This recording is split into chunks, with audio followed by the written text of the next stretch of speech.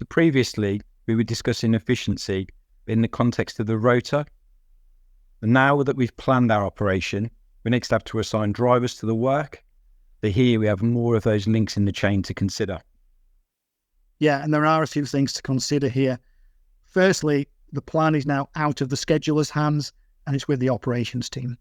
And at this point, the operations team could make changes to the plan that better fits their operational plans or their known availability of drivers. And in doing so, could remove some of the efficiencies built up by the schedules team. Of course, but it could also improve efficiency.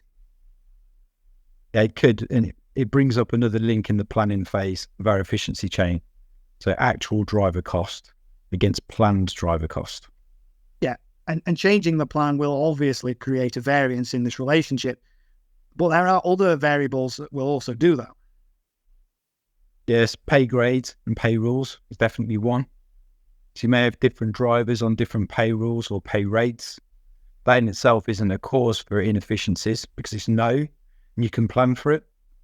But if an uncovered duty was then allocated to a driver on overtime, when another driver could have done it on the basic rate of pay, and obviously that is inefficient. Yep, and similarly, allocating work to a driver who was already worked their weekly minimum, whilst another driver has been paid makeup, is also inefficient. Agreed. And it's useful here to compare the daily duty actual pay against the planned daily duty pay, because this can highlight inefficiencies in our schedule. Right, and if a duty or duties are consistently being paid extra due to late running, we know that our timetables need updating to reflect the real world circumstances. Yeah, it's also worth considering absences as well as a measure of efficiency. So in one sense, the number of drivers' absence could be a measure of how efficient the management team are at managing absence in general. But it could also be another measure of the schedules. By analysing patterns and trends in absence, we could find that certain duties or certain duty types are a cause for more absences than others. If this is true, then duties should be amended in the planning phase to accommodate this. It might mean that duty efficiency isn't optimal. That leads to absences on the day of operation and possibly less spare drivers. So it actually proves more efficient in the long run. And once again, we see the chain of efficiency.